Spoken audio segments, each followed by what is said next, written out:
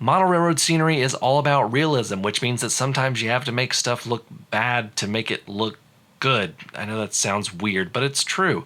Today I have a layout update where I'm going to show you how I make a custom ballast mixture to ballast my sidings that I want to look less well maintained than my main line. Plus, I'll show you everything else I've gotten done on my layout over the past month.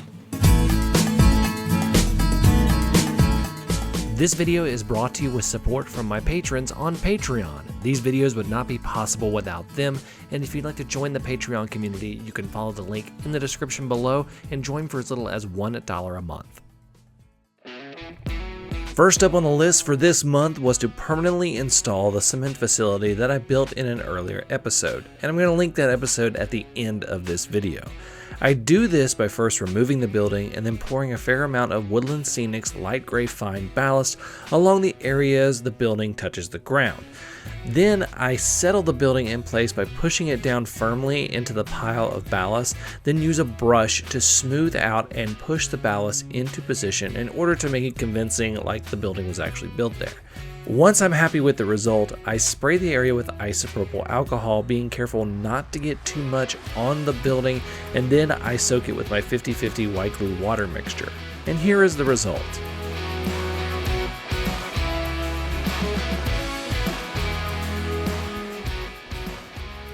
Next up, it was time to make some custom track ballast. I'm getting ready to ballast several sidings, and I want them to look a bit less maintained than the main line. So to do this, I'm mixing together my track ballast, the light gray ballast I just used on the cement facility, and some dirt from Scenic Express. This stuff can be a little bit hard to find, but if I find it, I will link it in the description below. I pour these into an empty Scenic shaker bottle from Woodland Scenics or wherever you get them, and I mix them up. Note that the largest single part of the mixture is the track ballast, but that still encompasses less than half of the entire mixture. The key element in this mixture is that dirt from Scenic Express. The dirt sticks to anything liquid it touches and has a fine quality that makes a lot of dust, so it makes things look dirty and old real quick.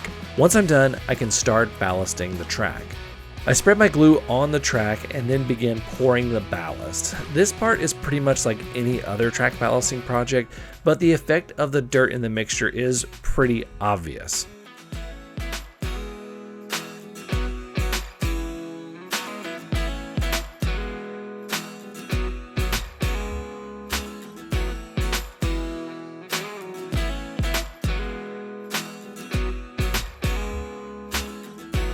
I spray with IPA, then soak it with my Scenic cement mix, and then I move on to the next phase while the ballast is drying. Now, my biggest single effort during this month has been getting my Scenic Base layer on my entire layout, and there's still a few areas I got to do after this, but this is really what I was going for. I really wanted to get that base done so I could start doing some detailing, so I decided to go all out and get as much of it done as I could. My Scenic Base technique is pretty simple, and I plan on including it in a future video about easy scenery techniques. If that video has come out by now, I'm going to link it right up here as well as at the end. I'm basically removing as many obstacles as I can to laying the ground cover, and these unfinished rocks are one of them, so it's time to paint them. I'm using a heather gray applied with a sponge brush. This lets me fill in as many cracks and crevices as possible before weathering begins. For the weathering, I'm going to be doing washes for these rocks rather than dry brushing. I need to let the paint dry before I do any sort of washes, so while that's drying, it's time to do some more ground covers. Now, using a similar technique to what I did with the cement facility, I spread ballast around the area of the scrap facility, but this time I cover enough of an area so that the building has a loading area and a parking area. You will need to do a lot of teasing and smoothing to get this look right, and I use brushes to do this, a lot of wide bristle cheap paint brushes, and I use a technique that looks like I'm dabbing the ballast. Once this is done, the glue down process is identical to everything else.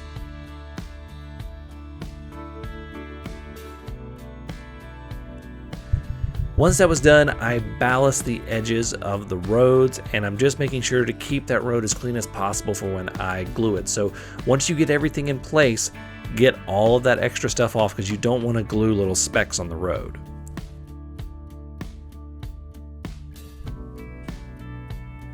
The first coat of paint on my rocks has had time to dry, and now it's time to do the washes. The first wash I'm going to do is a pretty subtle one. I'm going to be using dark gray paint mixed with quite a lot of water. This makes a good first wash material because you're just kind of getting into that. I do several layers of wash. To do a wash, you simply take the watered down medium, like what I've created here, and you dab it on the surface. Now I like to dab from the top and let it kind of run down into all the little cracks and details. You may have to do this several times. The color is pretty forgiving for the first layer because of how close the colors are to each other, but keep in mind some of the plaster is going to absorb the initial washes. So the next wash though is something you're going to need to take care with.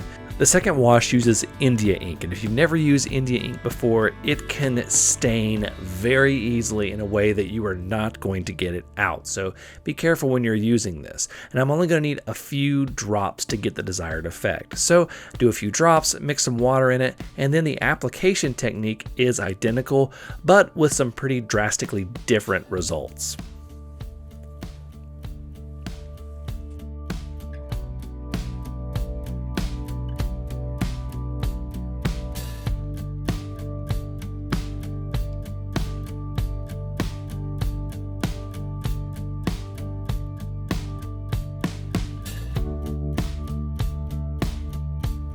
Now it's time for more ground cover. You'll notice that I'm actually not using glue as an initial base to hold everything down. This is because this is a contained area and I don't need to worry about holding it from going into a specific area. I'm covering this entire section. And I want the ground cover to spread out once it's dumped on there so that it can spread out nice and evenly. After the initial covering of Woodland Scenics Earth Blend, I mixed several varieties of their green ground foams, their blended turf and their fine turf. I then soak it with IPA and then put my Scenic cement mixture into it. Now for the area around the distribution warehouse, I decided to ballast everything that was not pavement so that it would appear to be a gravel lot. This is the same process I used at the scrap metal facility.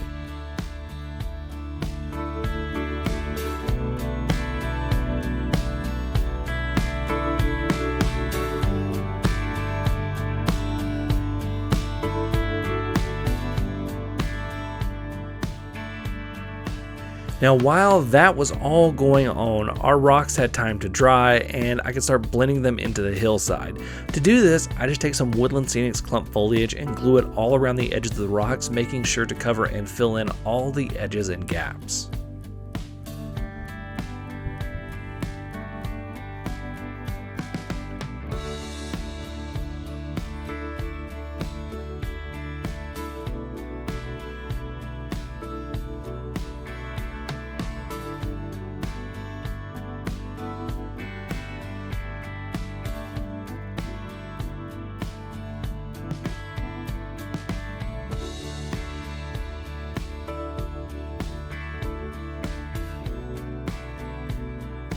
Continuing on with our theme, I fill in a bit more ground cover at the far corner of the layout.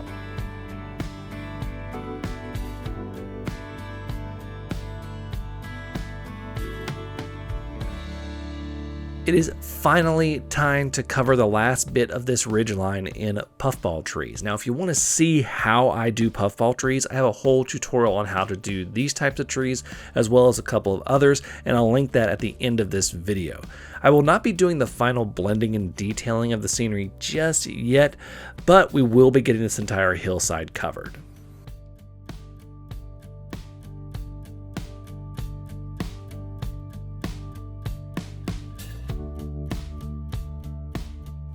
And what would a layout update be without running some trains through some of the scenery that I just completed?